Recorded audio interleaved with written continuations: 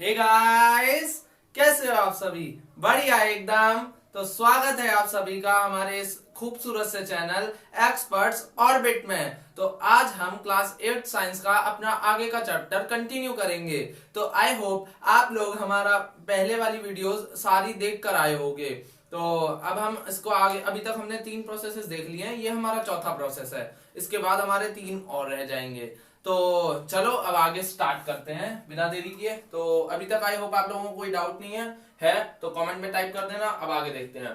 तो अब देखो, अब हमारा जो मेथड है वो है इरिगेशन। तो इरिगेशन जो है, पहला जो हमारी चीज है कि हमें इरिगेशन की जरूरत क्यों है। मतलब अब देखो, अब हमें इरिगेशन की जरूरत क्यों है और क्या है, मतलब कैसे कैसे होता है, तो अभी इसमें देखेंगे। अब हम तो water is absorb by root. अब देखो पूरा इरिगेशन समझाते हैं। तो water is absorbed by root मतलब क्या, कि जो पानी है यानी वाटर है वो क्या एब्जॉर्ब किया जाता है, किसके थ्रू? रूट्स के थ्रू। कहां से? सॉइल से। ठीक है। अब देखो जर्मिनेशन ऑफ सीड, कि इरिगेशन की जरूरत हमें क्यों है? जर्मिनेशन ऑफ सीड के लिए। आई होप आप लोगों को जर्मिनेशन ऑफ सीड पता हो। नहीं पता फिर भी मैं बता देता हूँ। तो देखो जर्मिनेशन ऑफ सीड क्या होता है। बेसिकली मान लो कि यहाँ पे कोई भी एक सीड गिरा और अंदर चला गया अर्थ के, तो वाटर के थ्रू उसने क्या किया, खुद को जर्मिनेट करना शुरू किया। खुद को जर्मिनेट मतलब खुद को एक प्लांट में बदलना शुरू किया। तो द प्रोसेस जिसके थ्रू क्या होता है, जो सीड है वो कहाँ प्लांट में कन्वर्ट होना शुरू होता है, that is called what? Germination of seed. तो इस प्रोसेस को क्या बोला जाता है? Germination of seed. जहां पे क्या हो, सीड क्या बनना शुरू हो, प्लांट बनना शुरू हो जाता है।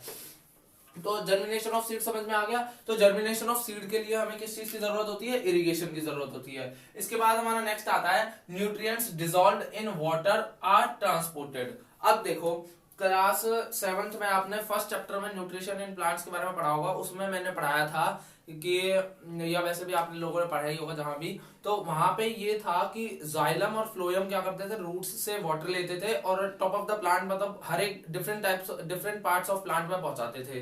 तो अब देखो यहाँ पे भी यही है कि वाटर, अब देखो हमारे सॉइल में न्यूट्रिएंट्स मिले हुए हैं, जो हमने मैन्योर डाला तो उसमें क्या मिले हुए हैं? न्यूट्रिएंट्स मिले हुए हैं सॉइल में। तो इस वाटर के थ्रू, और हम वाटर भी डालेंगे तो वाटर के थ्रू जो जाइलम क्या करेगा, अब वाटर में सारे न्यूट्रिएंट्स मिल जाएंगे सॉइल में अंदर। तो अब जो रूट से वाटर एब्जॉर्ब होगा और जाइलम के through different part of plant में पहुंचेगा। इससे पूरे प्लांट को क्या मिलेगा? न्यूट्रिशन मिलेगा।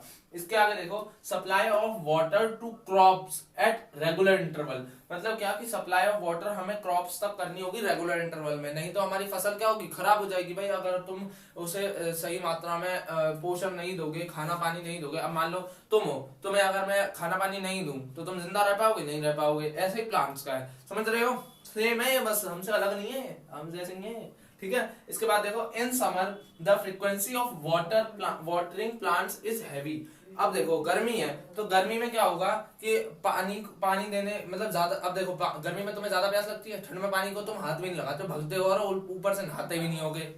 तो यही कह रहा हूँ कि समर में तुम नहाते होते हो, पूल में ही पड़े रहते हो कुछ लोग, तो सर्दियों में तुम हाथ भी नहीं लगाते होगे, मुझे पता है। अब देखो in summer the frequency of watering plant is heavy. तो मतलब क्या कि समर में क्या होता है, प्लांट्स को वाटर देने की मतलब जो फ्रीक्वेंसी होता है, मतलब फ्रीक्वेंसी होता है बेसिकली क्या, ज्यादा बार पानी देना। तो अब देखो तो हैवी मतलब ज्यादा हो जाती है फ्रीक्वेंसी, मतलब ज्यादा बार पानी देना पड़ता है समर्स में। अब इसके बाद देखो सोर्सेज ऑफ इरिगेशन की। इरिगेशन के कितने सोर्सेज होते हैं? तो इरिगेशन का पहला सोर्स होता है मतलब पहला क्या, मतलब ये सारे सोर्सेज ही होते हैं, वेल्स के through, tube wells, ponds, lakes, rivers, dams etcetera. तो ये सारे हमारे क्या होते हैं? सोर्सेज ऑफ इरिगेशन होते हैं। इतना समझ में आया भाई? अरे आ गया ना? देर से पूछ रहा हूं, जल्दी बता, क्या ध्यान रहता है? समझ में आ गया? चलो नोट करो फटाफट, पॉज करो वीडियो को, पॉज करो और नोट करो फटाफट वीडियो को, सॉरी इसको। तो चलो अब ट्रेडिशनल मेथड्स ऑफ इरिगेशन यानी मेथड्स ऑफ इरिगेशन देख लेते हैं। तो मेथड्स कौन कौन से हैं?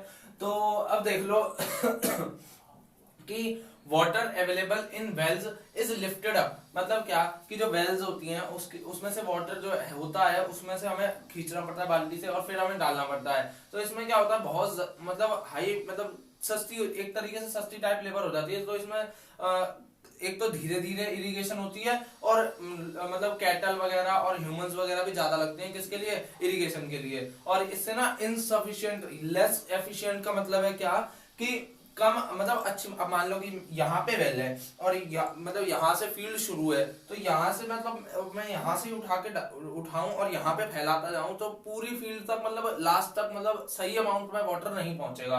तो ये क्या है, लेस एफिशिएंट है, इसलिए यहाँ पे लिखा गया है क्या, लेस एफिशिएंट। इसके बाद क्या है कि various traditional method, traditional ways are, मतलब ये कुछ चार जो है वो है ट्रेडिशनल वेज, किस चीज के, इरिगेशन के लिए। तो मोट मतलब पुली सिस्टम, ये एक पुली सिस्टम है जिससे पुली लगी होती है और सेम मतलब बाल्टियों से मतलब बकेट से पानी ऐसे डाला जाता है। ये चेन मेथड है, मतलब इसमें एक सर्कुलर टाइप वो होता है, एक मतलब व्हील टाइप होता है, उसके ऊपर पंप्स लगे होते हैं, तो वहां से ये डायरेक्ट चला जाता है। और देखली और राहत, राहत तो लीवर सिस्टम है और देखली मतलब एक नॉर्मल सा मेथड है, इसमें कुछ ज्यादा वो वाला बताने डीप में जाने वाली बात नहीं है। तो इन चारों सिस्टम्स की आपको इमेज यहाँ पर शो हो रही होंगी, देख लो एक बार अच्छे से पॉज करके वीडियो को। अब देखो, अब हमारा आता है मॉडर्न टाइप सिस्टम, मतलब ये ऐसा कह सकते हो कि ये दोनों क्या है, मॉडर्न सिस्टम है। तो सबसे पहला जो है वो है क्या, स्प्रिंकल सिस्टम। अब तुमने एक डिवाइस देखा होगा, मतलब डिवाइस का, हाँ एक डिवाइस ही है। तो क्या होता है, एक परपेंडिकुलर पाइप होता है, परपेंडिकुलर मतलब एक स्ट्रेट पाइप, खड़ा पाइप 90 डिग्री पे। तो इधर एक नोजल लगी होती है, मतलब एक इस टाइप की नोजल लगी होती है, और ये क्या करती है, रोटेट करती है, मतलब ये रोटेट करती है और इसके थ्रू क्या होता है, पानी ऐसे ऐसे जा रहा है, और इधर भी तो ये ऐसे रोटेट करती है, तो 360 डिग्री में क्या जाता है, पानी जाता है इसकी वजह से।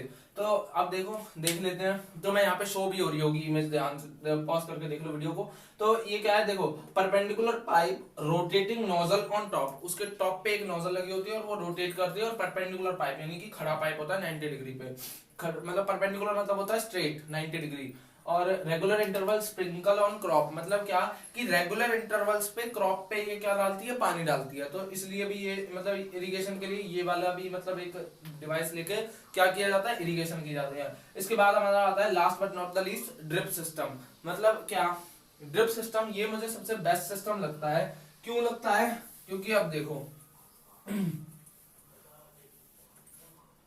ड्रिप सिस्टम में क्या है कि water falls directly near the root. मतलब क्या कि मान लो ये हमारा प्लांट है और यहाँ ये ग्राउंड है और ये इसकी क्या है, रूट्स है। तो यहाँ पे एक पाइप लगी होती है, मतलब यहाँ से ऐसे जस्ट पाइप जा रही होती है, और यहाँ पे ना पाइप में एक होल किया जाता है, तो यहाँ से ड्रॉप बाय ड्रॉप डायरेक्ट नीचे रूट में पानी जाता है। समझ रहे हो, यहाँ पे आपको एक इमेज भी शो हो रही होगी, ध्यान से देख लो इसको। तो ये क्या है कि ड्रॉप बाय ड्रॉप क्या होता है, पानी किस में जाता है, रूट्स में जाता है। तो ये भी हमारा क्या है, एक काम की चीज है। तो ड्रिप सिस्टम से क्या होता है, एक तो वाटर वेस्ट नहीं होता। तो देखो, वाटर इज नॉट वेस्टेड और used in regions where availability of water is poor. मतलब क्या कि ये उन रीजन्स में यूज किया जाता है, फॉर एग्जांपल राजस्थान टाइप जगह में, जहां पर क्या होता है, पानी की किल्लत होती है, मतलब क्या कमी होती है। समझ रहे हो। तो और भी मतलब ऐसे रीजन्स है, मतलब मैं स्पेशली अब क्या ही बताऊं। तो मतलब उन जगहों पे यूज किया जाता है जहां पे क्या होता है, वाटर क्या नहीं होता, वेस्ट नहीं होता। समझ रहे हो। तो और उन रीजन में भी जहाँ पे क्या कमी है, किसकी, पानी की। तो ये एक बड़ा ही अच्छा सिस्टम है जिससे वाटर वेस्ट भी नहीं होता। तो नोट करो फटाफट से। आई होप आप लोगों को ये सारा सिस्टम समझ, मतलब ये पूरा इरिगेशन के मेथड समझ में आ गए हैं। नोट करो फटाफट से, पॉज करो वीडियो को, फटाफट पॉज करो और नोट करो। तो चलो अब हम अपना फिफ्थ टॉपिक देख लेते हैं। तो हमारा फिफ्थ टॉपिक क्या है, प्रोटेक्टिंग फ्रॉम वीड्स, यानी कि क्या, हमें वीड्स से किसको प्रोटेक्ट करना है, अपनी क्रॉप को। तो आप देख लेते हैं सबसे पहले वीड्स, जो हमारा शुरू से चल रहा है कि वीड्स होते हैं क्या, वीड्स होते क्या है। तो अब देख लो वीड्स क्या होते हैं।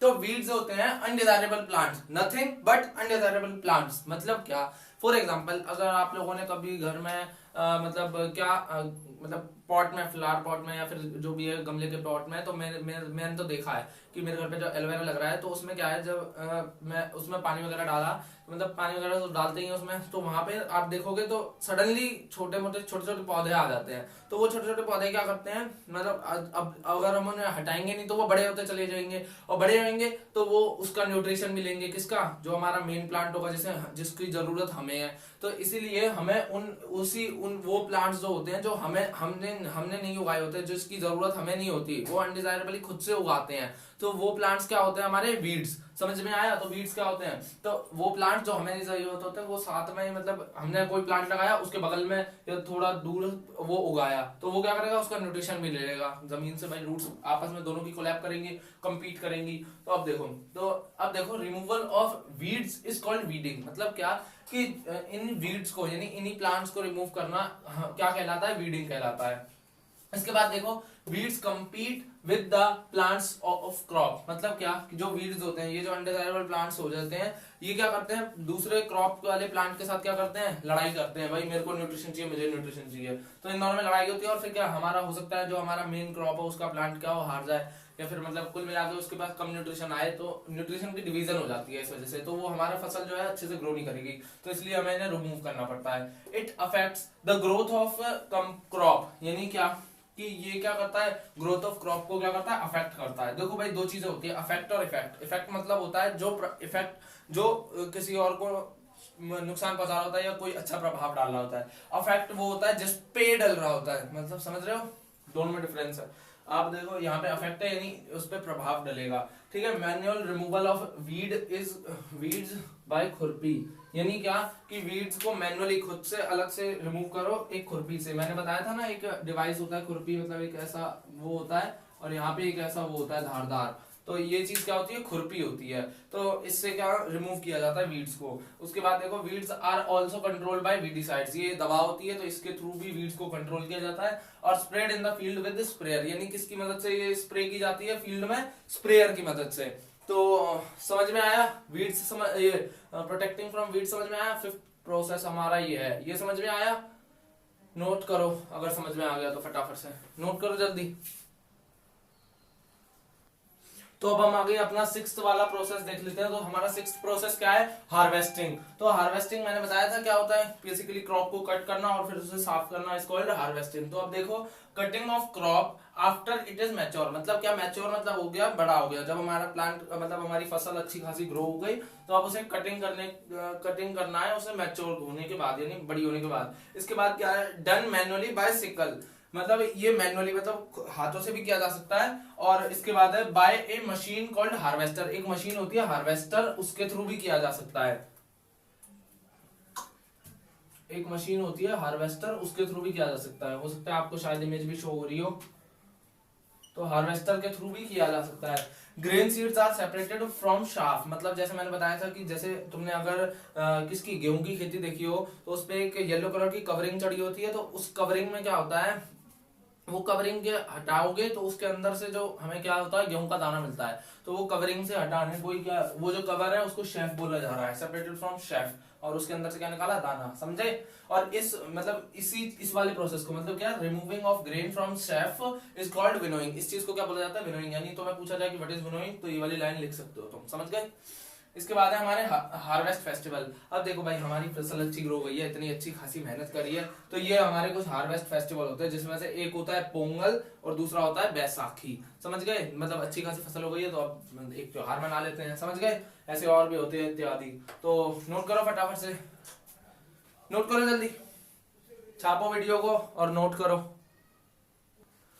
सो गाइज अब तक हम 6 प्रोसेसेस को देख चुके हैं। आई होप आप लोगों को यहाँ तक सब कुछ समझ में आ गया होगा।